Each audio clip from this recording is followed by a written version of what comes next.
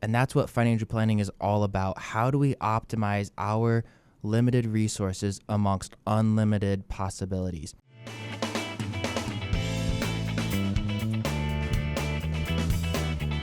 Welcome to the Wise Money Stories, our first ever Wise Money Story, where we're actually taking a deep dive into a real-life planning scenario, all to help you take your next wise step in your financial life. My name is Mike Bernard. Joining me again in the KFG studios, CFP Brandon Stoller, and we're talking through a real-life planning situation, Brandon, that you just went through, helping with some multi-generational planning and getting dollars from one generation to the next with certain purposes, but also doing so in a really tax-sensitive way. Brandon was on our very first Wise Money Spotlight series that aired just last week right here on this channel as well, talking about the specific financial planning issues related to pastors. So if that applies to you, make sure you go check that out as well. Brandon, for those that didn't check that out, quick introduction. Yeah. Well, thanks for having me again on the show, Mike. I appreciate it. So, yeah, I've been a certified financial planner for a couple years now. I became a certified Kingdom advisor last year, which was a really cool designation where it talks all about what does the Bible say about money. I've been doing financial planning for a handful of years now, and so been with KFG for just over 3, and it's been an awesome ride. I really enjoy the work that we do and how we're helping people. Well, and you're toning it down. You are passionate about it. And of all the folks, and boy, KFG, we have a lot of them where you just look and say, boy, this is not a job or a career. It's a calling. Brandon, it certainly is for you. Yeah. And so when did you have that calling? Like knowing that, oh gosh, I need to be a financial planner, not just an investment advisor or doing something else. I'm called to be financial planner. Yeah, that's a great question. I think it came early on right out of college where I was interested in this concept of money and finance and helping people. And somehow I needed to blend those, but I didn't know exactly what that was going to be. I started my career off doing what I call insurance sales, we'll say, and it had a little bit of this flavor to it, but it wasn't quite what we're doing here, and I was like, something's off. Long story short, I mean, as I've prayed about it, as I've thought about it, God was really leading me that whole time through my different career progressions to where I'm at today.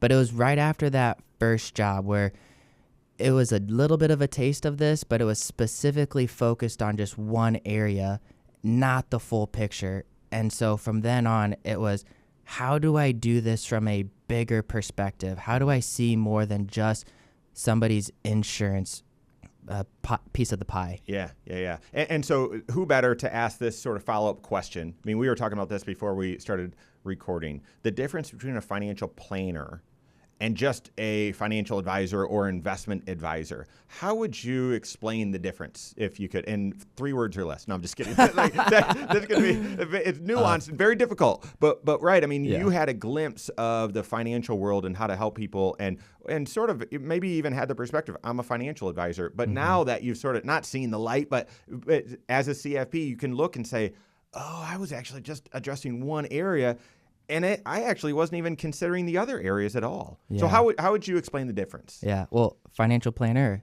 2 words. Yeah, there you go. So I think the main difference just comes in what's your mindset or what's your vision of the person's financial life. And so an investment advisor or a financial advisor, they're most often just looking at one area of somebody's financial life. And that's so limited. And then when you're trying to help somebody with their finances, you might not see all the other impacts that a decision in one area, and we call it the one plan or the financial planning wheel, but you make a decision in one area of that wheel, how it impacts all the other areas as well. Yeah.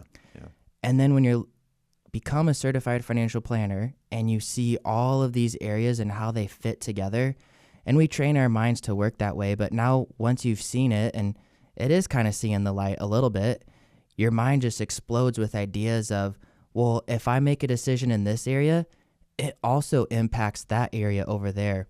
And that, I think, is where the big planning opportunities come into play. I mean, once you see it, you can't unsee it. I mean, I think the financial advisor or investment advisor often is just, I'm trying to invest these dollars. Well, how do you invest these dollars? right? What are they for? And when are you going Yeah. to use them? What's the purpose? And so all of that financial planning has to be infused in all of those decisions, certainly your investment decisions. And so Brandon, all right, that's all lead in. Yeah. What's your story, right? Yeah. So real life, we're going to dive into a real life client scenario. Of course, everything's confidential, so we're changing some of the details, but a story that really illustrates this and how you helped and how our team helped a client in a multi area, like in a multi-dimensional way. Yeah. So yeah, share the story. Yeah, so I've had the opportunity to work with these clients. It's actually grandparents, and they were very generous and thoughtful when it comes to their finances and finances for their kids and grandkids. And so they saved up money for their grandkids for college. It was a little bit for college, but it was also pre-529 era, and so they've just saved it up in a more flexible type of account. And so fast forward to where we're at today, that account value has grown over the years, and they're ready to figure out, well, how do we get these dollars to our grandchild in the most efficient way possible? Grandchild didn't go to college, didn't use these dollars for college, or guess fill in the details there. Yeah, the grandchild went to college but didn't need the money or didn't need all of it. They were able to use other dollars, and maybe the employer pitched in a little bit as well for their education expenses. So there was still a sum of money left in this account when that grandchild finished up with college. Yeah, and so now grandparents are saying, well, thankfully we didn't use a 529 plan, and if you did, there's comprehensive financial planning there too. You can change the beneficiary. There's some other things that you can do with that, but they started saving before the 529 was around, so they just used an individual account or a joint account, a brokerage account, but they wanted to give this money to that grandchild because that's what they set it aside for. The issue with just cashing the account in and giving the money is now there's gains with it because you said it had appreciated over time. Yeah, this account had sat and grown for a long period of time. They've been very patient investors, which is really cool to see. And so now how do we get this money from grandma and grandpa to grandchild? Well, we didn't want to just cash it all out as there's been a lot of growth in that account over time. So we crafted an idea of, well, let's gift it to the grandchild. Let's gift those shares from the grandparents' account. Let's open up a new account in the name of the grandchild now, and let's gift or transfer those shares from that grandparents' account to the grandchild's account. And now what did that do? Well, the grandchild is married now, and so they're in a different tax bracket, and more specifically, a different long-term capital gains tax bracket. Yeah. And so that would allow the grandchild and his spouse to sell either all of these dollars or some of these dollars as they figure out how they want to use it, maybe for house stuff or a car or a trip together. So it just opened up a lot of opportunities for them. Let me fill in a few more details. If grandma and grandpa sold the dollars, so the appreciation would be long-term capital gains. That's fantastic. They held it for more than 12 months, so the gains are long-term. But in their situation, that would have been at 15% federal capital gains plus 5% state tax. So it would have been a 20% tax hit. But it also had the potential to push their adjusted gross income up above certain levels so that they paid a surcharge on their Medicare Part B and Part D IRMA. Right. And then also, and we're not getting into all the details and nor can we, but had they not already been in a spot where they were paying the maximum amount of tax on their Social Security, this capital gain realized on their return would have also influenced that as well. Instead, and they didn't just do this blindly, you had a planning conversation, multi-generational planning conversation. By gifting that account before selling it, by gifting it, you gift all of that gain as well. So the gain isn't avoided, but it's just gifted. But then grandchild sold it because married, has larger tax bracket. They were in the 12% tax bracket, which means they're in the 0% federal capital gains tax bracket. Exactly. Still have to pay 5% state, but 0% there. And they didn't have the other harmful side effects of, IRMA for their Medicare. 'Cause they're, grandkids, right? So it had a sizable impact, present financial position, tax planning, absolutely, protection planning because of the IRMA issues that it avoided for grandma and grandpa, and all connected, of course, to the estate plan. Now, and I didn't ask you this before going into the story, but, you said grandchild could then use these dollars for a house or other things. could also then use these dollars to fund Roth IRAs and take these dollars and not only like basically parlay tax benefits from one generation to the next, but then avoid tax on these dollars in the future. It's incredible. I mean, there's so many opportunities that we could go down the road of with these dollars. And this is new money that grandchild wasn't expecting. And so how do we maximize it? And that's what financial planning is all about. How do we optimize our limited resources amongst unlimited possibilities? And so now that this new money has come into their life, we're definitely going to figure out how do we optimize it for them. Yeah. And there's one extra story here, okay? It's just story on top of story. One extra story. Then in working with Grandma and Grandpa, you realize that you said they were very generous, and they were generous with grandkids for sure, but they were also generous with the church. And so you noticed an opportunity for them to do additional tax planning. Why don't you share that? Yeah, so as we continue to peel back the layers of the onion there, they were very generous to multiple organizations. And we said, hey, you are at a very experienced number in life. And so that opened up a new opportunity for them to do a different kind of strategy called a QCD, or a qualified charitable distribution, where you can gift money or you can transfer money directly from your IRA to a charity. Yep.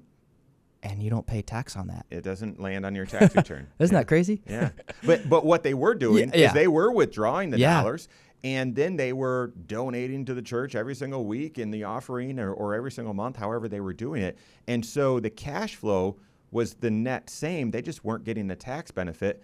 Doing this allowed them to get that tax benefit through the qualified charitable distribution. Exactly. And it was also, it's going to take a couple years, but we mentioned it before, that IRMA, that income-related monthly adjustment amount on their Medicare premiums, their Part B and D premiums. It's going to take a couple years for that surcharge to fall off, but that will help them avoid that IRMA surcharge in a couple years because of the way that we're structuring this, they're giving now. Yep. So then again, looking at the 6 areas of your financial life, we're certainly touching retirement planning there. That's their retirement lifestyle, which is connected to their present financial position, the cash flow that they're getting and funding their, the church and organizations they care about. We talked about protection planning, their IRMA and health insurance, and obviously this is all connected to tax planning and tax benefits. So that's why every single time on the Wise Money Show, we're going to be encouraging you to be working with a CFP like Brandon, but one that's doing comprehensive financial planning, right? That looking at all 6 areas of your financial life, looking for creative ways to bring synergy, that a financial decision is going to bring a benefit to multiple areas of your financial life, as opposed to just looking in a vacuum saying, well, what decision should you make here in this one specific area?